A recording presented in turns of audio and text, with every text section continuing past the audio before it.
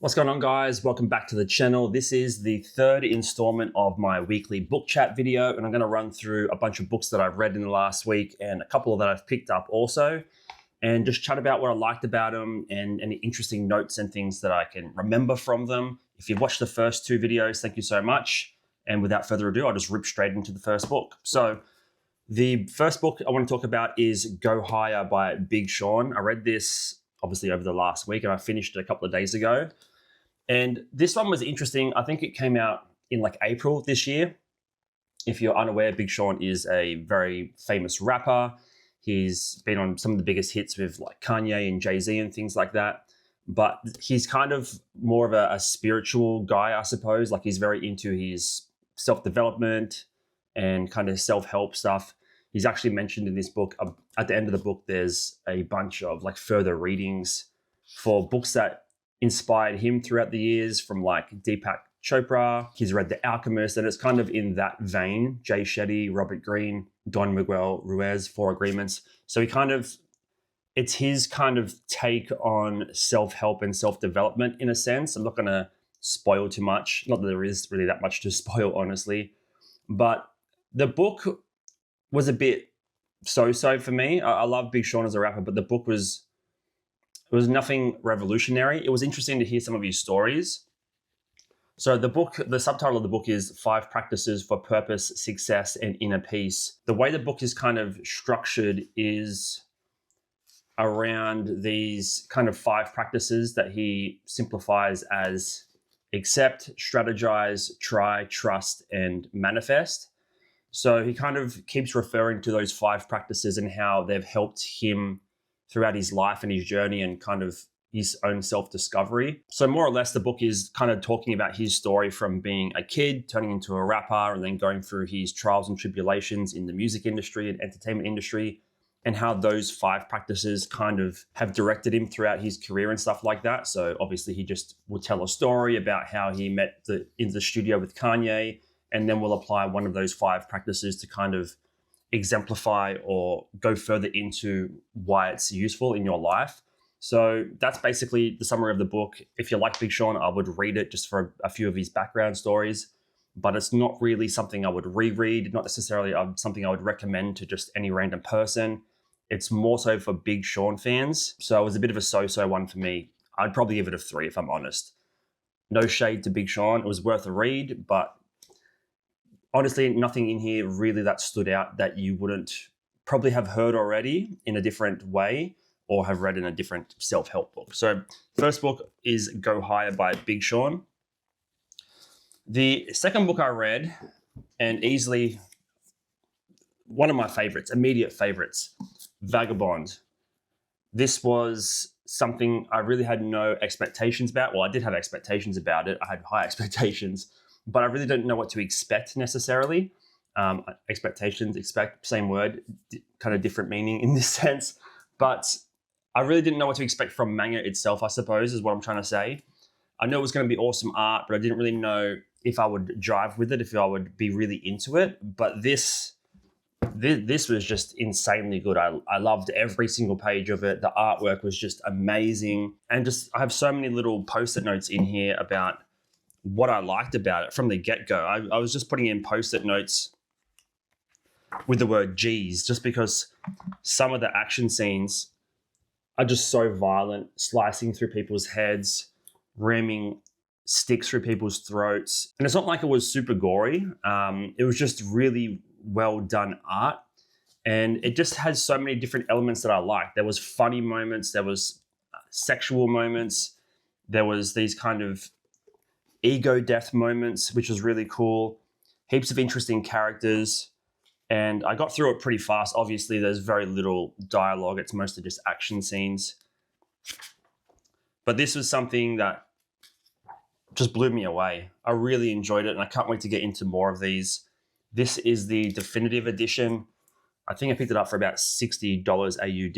You can get them. They're a lot more expensive in actual bookstores. I got this off Amazon for a lot cheaper. But I can't wait to get into the second and third one. The second one's out now, and the third one comes out in July. Because this is the definitive edition, the hardback version. They're releasing them every 3 months. But you can go and read or the paperback versions if you want. There's so much to say about it, and I can't really articulate that in 3 or 4 minutes here.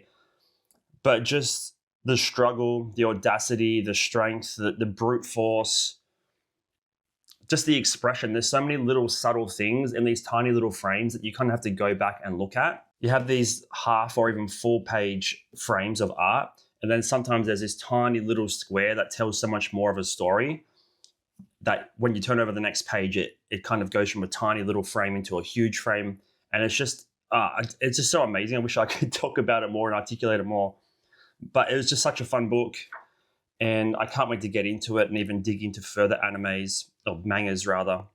Sorry, it's early in the morning here. I need to drink more coffee before I start talking. So if you've read Vagabond, let me know in the comments below. If you have any other mangas of that sort of ilk, in terms of samurais and just obviously anything violent really, let me know in the comments below. My favorite thing from the week for sure. The third book that I read, or rather I listened to for this week, was The Man Who Fell to Earth by Walter Tevis. So I listened to this in audiobook. I think it was about 6 hours or so. This was just a fun read, super, super simple. I think I mentioned it in one of the other videos, the other 2 book chat videos that I did, that I really like science fiction, but sometimes it can be a bit too convoluted. There's too many planets and species and characters, and I like to have them kind of simplified in a sense. I don't know why, maybe I'm just a little bit dull or a little bit slow on that side, I suppose.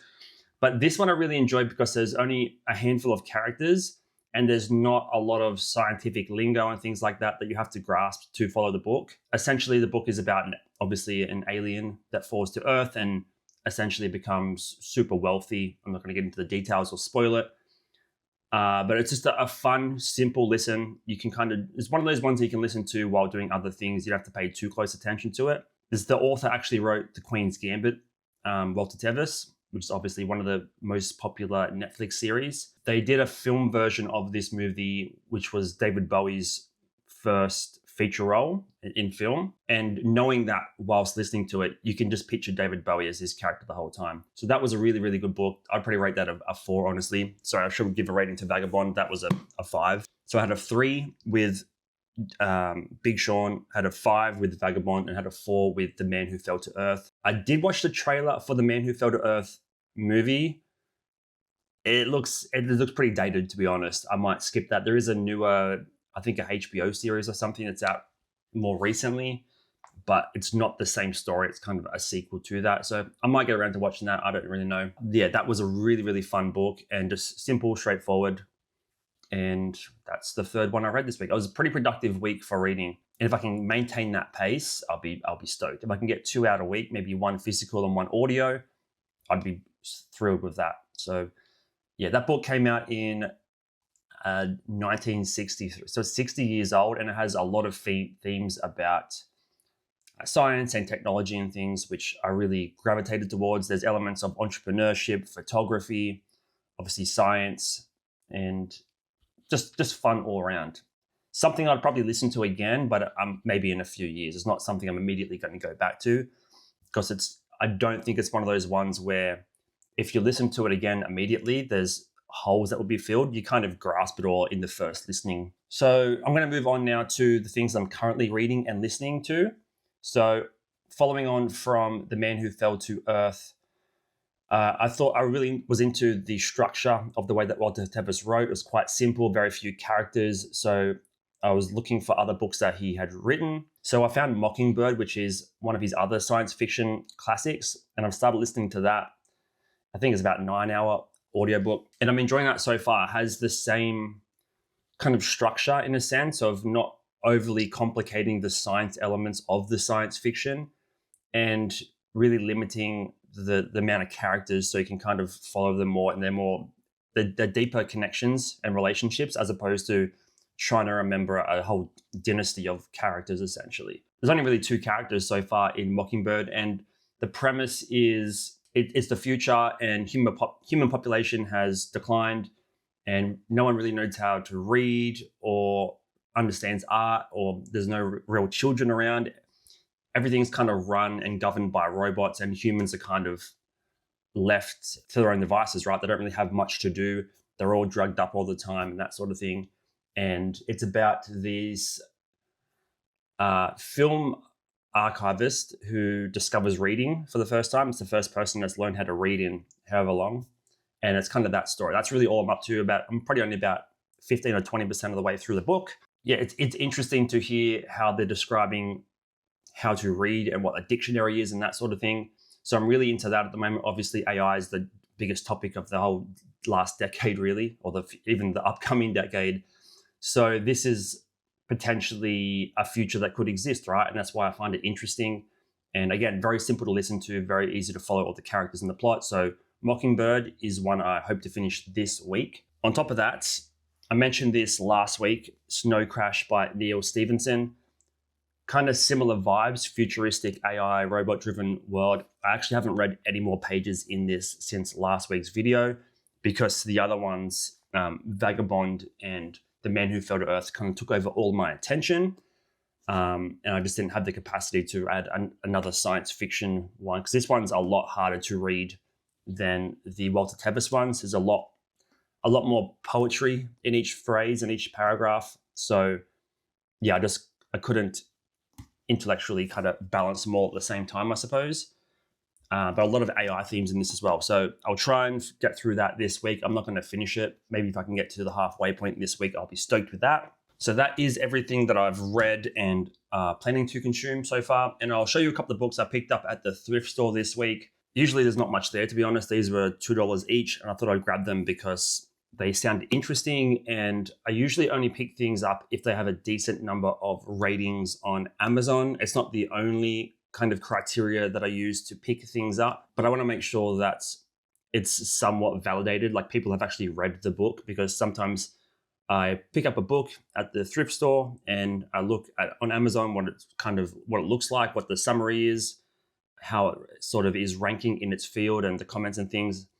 And if it's got like 10 ratings, then no one's read the book and it just hasn't got enough legs. And I don't want to use that as the only criteria for selecting books, but it is one of the main ones. So that's kind of why I pick the books that I do pick, especially when they're $2. I don't want to have 100 crappy books sitting on my shelf that I'm never going to read. So in saying that, the first one I picked up was Talk Like TED. So it's basically 9 public speaking secrets from the world's top minds. Obviously, TEDx, TED Talks, very popular series on YouTube and then just in life and events and things like that. I think I've been to one in Sydney before and it was decent, pretty cool. Obviously, I'm talking here on YouTube. I'm making a lot more videos at the moment. You've probably heard me stumble 16 times in the last 15 minutes. So I thought this would be an interesting read just to become a better talker, essentially. And learn from some of the best. So this one came out about 10 years ago in March 2015. It has about 4,000 ratings or reviews on Amazon, which is pretty solid. And it's ranked number 8 in public speaking reference. So 69% 5-star rating. So for me, that was a no-brainer to get for $2. And I plan on reading, if I can read this week, I'll be stoked. And it's not like I will read this and become an expert speaker overnight. Obviously, it's about just learning practices and putting them into motion and progressing as each and every video and conversation that I have hopefully gets a little bit better. So Talk Like TED, that's the first one that I picked up this week, $2 little sneaky buy. And the other one I picked up was The Forever War by Nick Bryant. I don't really know much about this. Potentially not so good timing of this book to pick up and want to read with everything going on in the world. But this book tells the story of how America's political polarization is 250 years in the making and argues that the roots of its modern day malaise are to be found in a troubled past. It's not really something that I've read before in terms of American history. I've read a bit of like ancient Greek kind of history stuff, but nothing really in terms of America. Obviously, it's a much newer nation compared to those in Europe and things like that. But this could be an interesting book. And yeah, I really don't know what to expect from it at all. And this could potentially be a DNF. I'm not too sure.